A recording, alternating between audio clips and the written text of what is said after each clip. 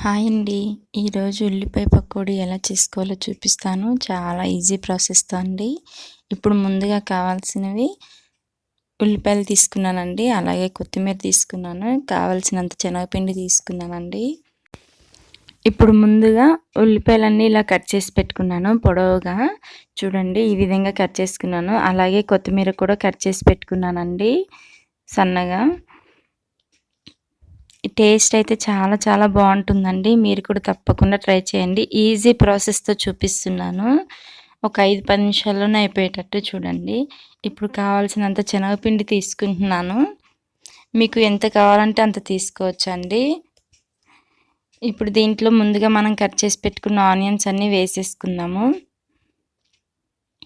అలాగే టేస్ట్‌కి సరిపడినంత సాల్ట్ కూడా వేసుకుందామండి.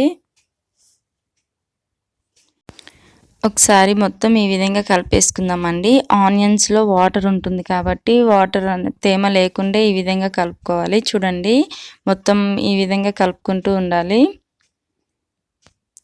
తర్వాత ఒక హాఫ్ టీ స్పూన్ జీలకర్ర వేసుకుంటున్నానండి. అలాగే ఒక 2 టేబుల్ స్పూన్స్ ఆయిల్ కూడా వేసుకుంటున్నాను. మొత్తం మిక్స్ అయ్యేటట్టు కలుపుకోవాలి. జీలకర్ర ఆప్షనల్ అండి. మీకు ఇష్టమైతే వేసుకోవచ్చు, లేకపోతే లేదు. చూడండి మొత్తం ఈ విధంగా కలుపుకోవాలి. ఇప్పుడు వర్షాకాలం కదండి, వర్షం పడేటప్పుడు ఇలా ఏమన్నా వేడివేడిగా చేసుకొని తినాలనిపిస్తుంది. చూడండి ఇలా ఈజీ ప్రాసెస్‌తో చేసుకొని తినేయొచ్చండి. టైం కూడా ఎక్కువ పట్టదు. ఇలా కొన్ని వాటర్ పోసుకుంటూ కలుపుకోవాలి మొత్తం. చూడండి ఈ కన్సిస్టెన్సీ వచ్చే వరకు కలుపుకుంటే సరిపోతుంది. వేడివేడిగా చేసుకొని తింటే టేస్ట్ అయితే బాగుంటుందండి. చూడండి ఇప్పుడు దీంట్లో కొత్తిమీర వేసుకొని కూడా కలిపేసుకున్నాను. ఇప్పుడు ముందుగా స్టవ్ ఆన్ చేసుకొని బాండీ పెట్టుకుందాము. బాండీ వేడయ్యాక ఆయిల్ వేసుకోవాలండి. ఆయిల్ డీప్ ఫ్రైకి సరిపడినంత వేసుకుంటున్నాను. చూడండి ఆయిల్ కాగాక ఇప్పుడు పిండి కొంచెం తీసుకొని ఇలా వేసుకుంటే సరిపోతుంది. మొత్తం ఈ విధంగా వేసేసుకోవాలండి. చల్లగా ఉన్న టైంలో ఇలా చేసుకొని తింటే చాలా బాగుంటుందండి. ఇప్పుడు వర్షాకాలం కాబట్టి వేడివేడిగా మనం తినాలని టేస్ట్ బాగుంటుంది. ఇలా చేసుకుంటే సరిపోతుందండి. తక్కువ టైంలో ఇలా అయిపోతుంది తొందరగానే. టేస్ట్ అయితే చాలా బాగుంటుందండి. మీరు కూడా తప్పకుండా ట్రై చేయండి.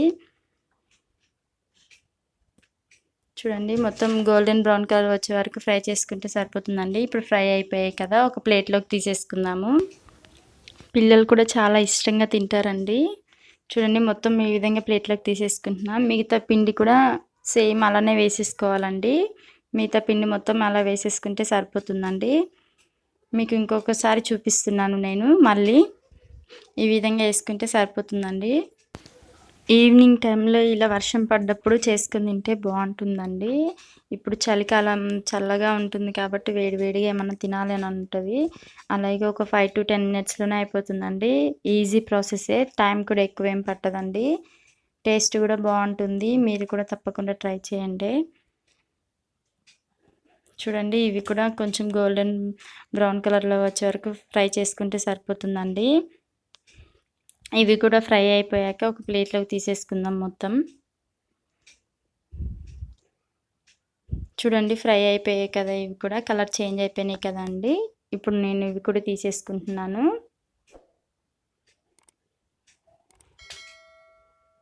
అన్నీ ఈ విధంగా ప్లేట్లో వేసేసుకుంటున్నానండి. మిగతా పిండి కూడా ఇలానే వేసేసుకుంటే సరిపోతుంది. అంతేనండి, ఎంతో సింపుల్గా ఉండే ఉల్లిపాయ పకోడీ రెడీ అయిపోయిందండి. ఈ వీడియో నచ్చినట్లయితే లైక్ చేయండి, షేర్ చేయండి. Please subscribe to my channel. Thank you for watching.